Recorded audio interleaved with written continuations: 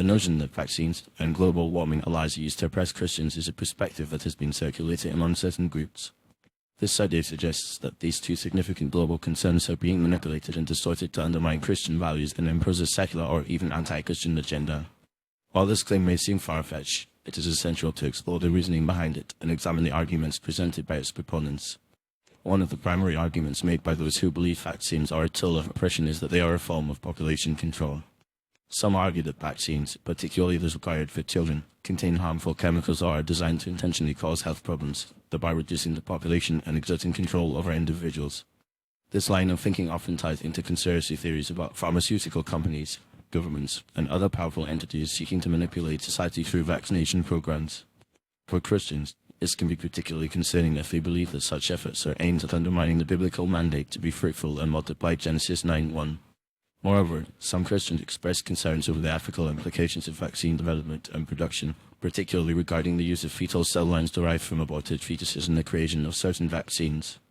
This moral dilemma can lead some to question the entirety of vaccination efforts, seeing them as part of a broader cultural shift away from Christian ethics and towards a more secular, utilitarian worldview that prioritizes public health over individual moral convictions. Regarding global warming, skeptics among the Christian community may perceive the emphasis on climate change as a way to supplant biblical teachings about creation and stewardship with a secular environmentalism. The idea that human activities are causing irreparable harm to the planet can be seen as an attack on the concept of dominion over the earth granted to humans by God, Genesis 1:28. Some argue that the focus on climate change is not only scientifically dubious but also theologically misguided, as it shifts the locus of control and salvation from God to human actions, thereby undermining Christian doctrine. Furthermore, the political and economic measures proposed to combat global warming, such as the Green New Deal, can be viewed as an overreach of government authority and an imposition of secular values on religious communities.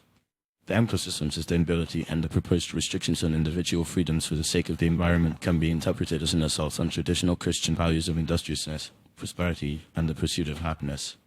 Despite these perspectives, it is crucial to acknowledge that the overwhelming scientific consensus supports the safety and efficacy of vaccines, as well as the reality and urgency of global warming. Vaccines have been proven to prevent the spread of diseases, saving countless lives, and the evidence for human-induced climate change is based on decades of research and data from multiple fields of science. In conclusion, while the argument that vaccines and global warming are lies used to oppress Christians reflects deep-seated fears and mistrust within certain segments of the Christian community, it is essential to approach these topics with a balanced view that considers both the scientific evidence and the ethical, theological implications. Engaging in open, respectful dialogue and promoting education can help to alleviate fears and misconceptions, fostering a more nuanced understanding of these complex issues and their interplay with Christian values and beliefs. By doing so, Christians can navigate these challenges with a deeper understanding of the scientific, ethical, and theological dimensions involved, ultimately strengthening their witness and contribution to the global discourse on health, environment, and faith.